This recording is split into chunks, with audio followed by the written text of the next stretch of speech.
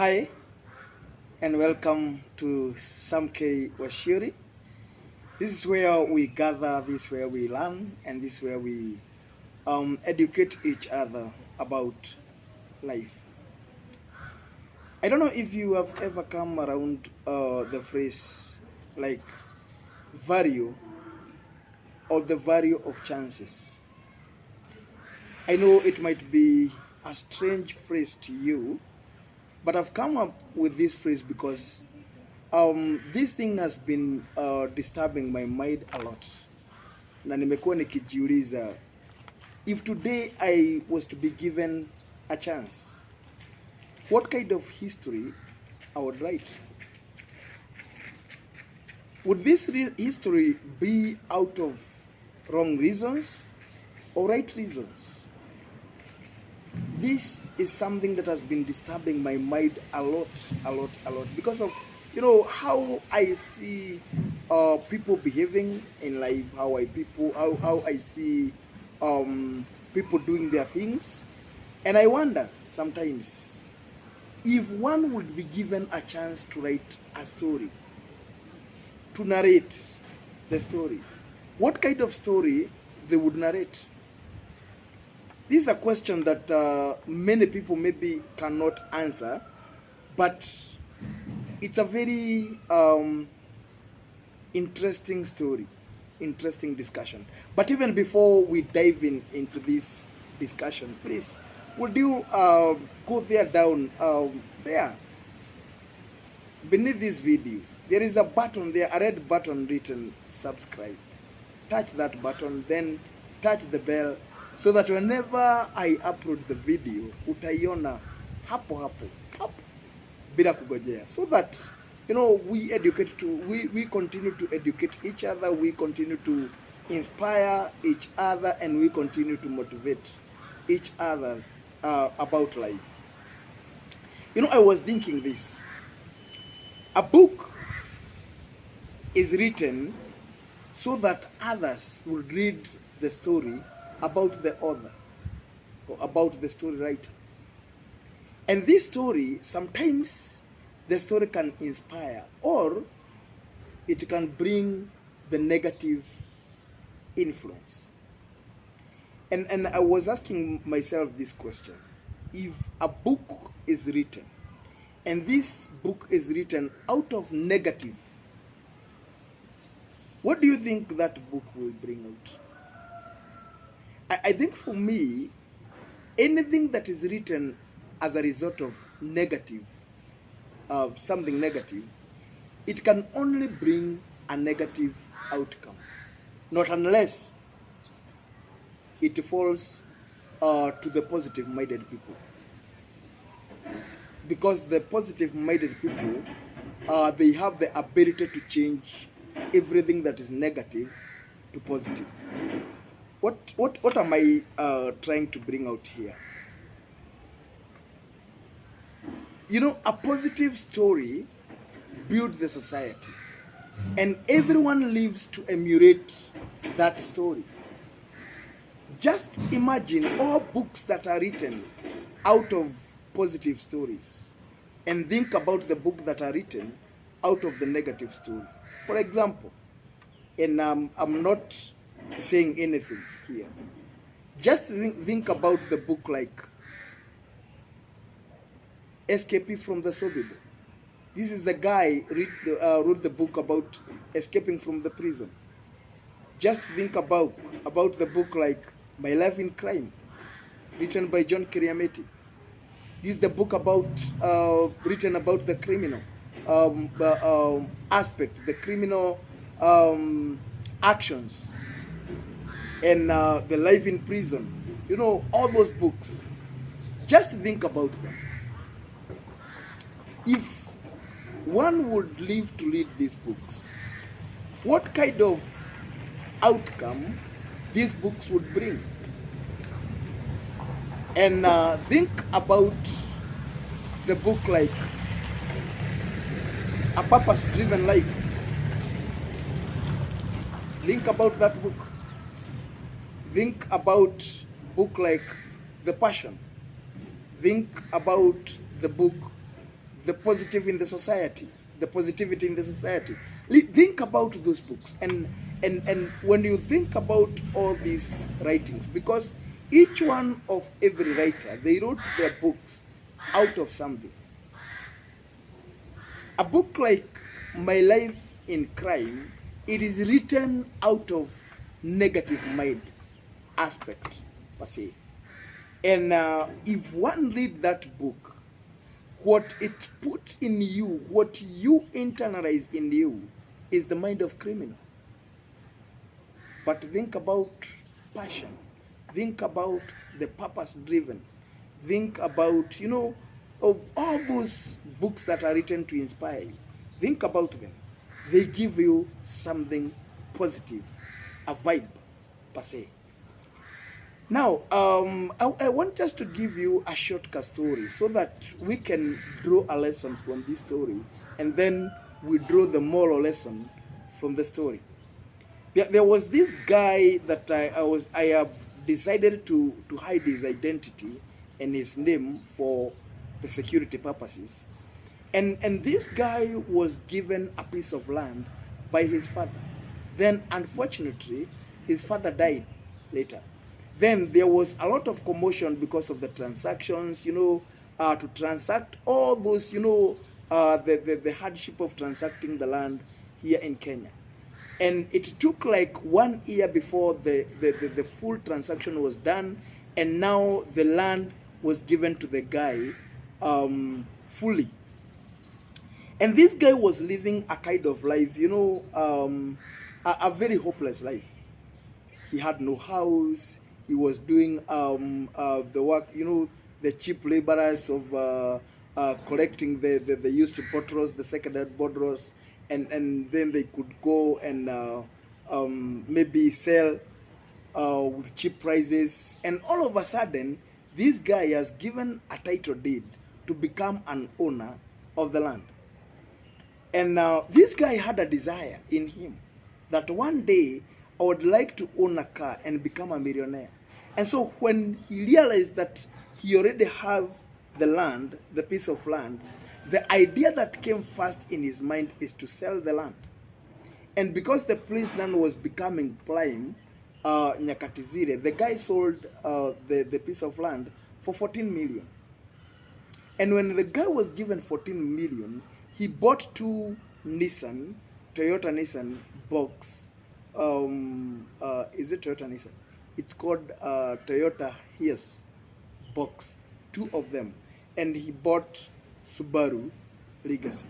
Then he went and rented a house, a 2-bedroom house, and he married a wife, and he could bring other girls to do their things, sexual things and all those things, because he had no permanent wife, or maybe a wife per se. And this guy squandered 14 million within 8 months. First thing first, the Toyota Hiace he bought was denied the TLB to carry the passengers, because at this point of time the government had an idea to remove the 14 seaters out of the road to carry the passengers. So he was denied TLB. That is the first thing. And so he used to carry the private works, and sometimes to carry like matatu. But when he would be arrested by the cops, the money he would be given to the cops more than zile pesa gari imetafuta the whole day. And out of that, the guy after 8 months he sold two Hiaces, he sold the Toyota Legacy, and then he shifted from 2 bedrooms house, and he went back to the slum, to a 2,000 shillings house, a mabati house, because now he has become he has gone back to the ground zero. And the later, the guy was called by some guys, the friends, and they asked him the reason of him squandering this kind of cash in such, a span of time, 8 months. And the guy said, for me, I had a desire to become a millionaire. I became one. I had a desire to own cars. I own 3 of them. It doesn't matter about the short of time, but I have entered into the book of history as the one of car owners and as one of millionaires in this nation. And when I heard this story, I asked myself a question. If it is true this guy entered into the books of history in Kenya, what kind of history he wrote? Think about it. Ni historia gani huyu jamaa aliandika? Historia ya kusema ya kwamba alitajirika kwa muda wa miezi 8, then mwezi wa 9 back to the ground zero kuwa maskini. You know, whatever story you write, whatever things you do in day-to-day life, sooner or later they come to catch up with you. You know, I normally think ya kwamba tuseme ya kwamba unafanya vitu vibaya kwa wakati huu eti kwa sababu wewe ni kijana ama una miaka pengine unafikiria, you know, sometimes boys think they have all years to live here on earth.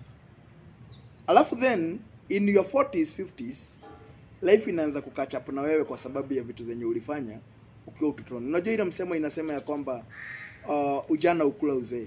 It kind of, you know, I would like to use kind of phrase in this type of story, because this guy kitu ya kwanza alilack value, akalack character na akalack positive mind ya kufikiria ya kwamba this 14 million anaweza akazifanya kitu kikubwa ama akafanya kitu kikubwa ambaye ataishi kukumbukwa siku zote. But for him aliona ya kwamba aishi poa kwa muda mfupi aandikishe history. That's what I call a history written out of wrong reasons. And there was a chance for him to write a history for the right reasons.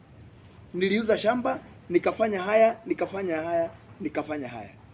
And so for me, I would like to say ya kwamba this guy later, kwa sababu God hupatia watu kama hawa life mrefu ili aishi kuregret. Anaishi kusema ya kwamba I wish I knew. Anaishi kusema why did I do this? Why did I do this? Kwa nini nikafanya haya? Kwa nini nikafanya yale? But the lesson is this, ya kwamba a why, many whys cannot make anything right. But a right positive can make something good out of you.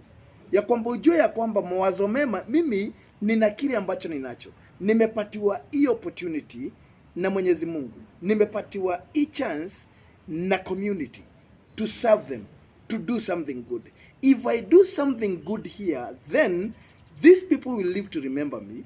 Na wakiishi kunikumbuka, nitaandikisha historia nzuri for the right reasons. Lakini si kuandikisha historia mbaya for the wrong reasons. Because people will live to say ya kwamba kwani huyu jamaa alikuwa anafikiriaje nyakati kama hizi. A thought of becoming a millionaire is good. But a millionaire for a good reason. A thought to own a car is good. But to own a car for a good reason. That you become example in the society where you live in. Maswali haya nimekuwa nikijiuliza because I was asking myself this question. How many opportunities do we get in life every day? Do we serve those opportunities to leave legacy, ama to write a good history out of good reasons, ama we serve those opportunities to benefit our lives? That is the question. Because if we serve the society, we serve the opportunity and the chances to benefit our interest, then I can tell you for sure, 98% of possibility is that you live to write a history for a wrong reason. Because own interest most of the time brings wrong reasons, kwa sababu ni mimi, ni mimi, ni mimi, nipate, nikue, niwe, you know, all those things. But the question is this: whether you have money, you have chances, opportunities, you are given properties, how do those all those things you are given serve for a good reason? How do they serve the society for a good reason? Think about the moral story, the moral lesson of this story. I was thinking about the value. How do we value everything we have in life? And the simple thing, actually, how do you value love? It's a very simple word, but how do we value it? Is a question. And another question that I will bring to you: is it possible to value something that you have worked on? You know, this guy squandered all this money because it was not him who worked to get this land. He was given for free. And that's why, because he didn't have the value of that land, he sold it for 14 million and he squandered everything. Just think about this love that God worked on it. That he sent his own son, Jesus Christ, to come here on earth, to die just because of love. And when you think about that love, how do you live to reciprocate what God has given you? He has broken all commandments into two, and one that is horizontal and has the value is that love your neighbor as you love yourself. Now the question is, how do you live to reciprocate that? Because Jesus has already shown us love, that he died because of us, so that we might have the freedom. But the question that I will ask you, how do you value that love? Do you reciprocate to others the way Jesus wrote the story out of good reasons? Because he wrote the story so that you can live freely. But how do you show others the same? John asked a very crucial question. How do you claim you love God that you have never seen, yet your neighbor that lives within the proximity with you, you don't love them? Then how can you claim that you love God? It is impossible. John says actually that you are a liar because you don't value love. You don't value what Jesus worked on because of you. You live for a selfish life. You live for a selfish manner, saying everything is me, me, me, and me, and me. Think about that. And please, think about that person who lives near you and reciprocate what Jesus has given you. That is the moral of that story, of that guy who sold the land and he squandered all money, 14 million, in cash. Thank you. Huyu ni Sam K. Washiri. Nimefurahi kuwa nawe, kuongea na wewe. And for this discussion, and for any other maybe idea you might have, write there down in the comment section. Write for me, write any discussion, write any comment, ask any question, I will answer. And don't forget to comment, to like, and to share this video. Thank you. Asante sana.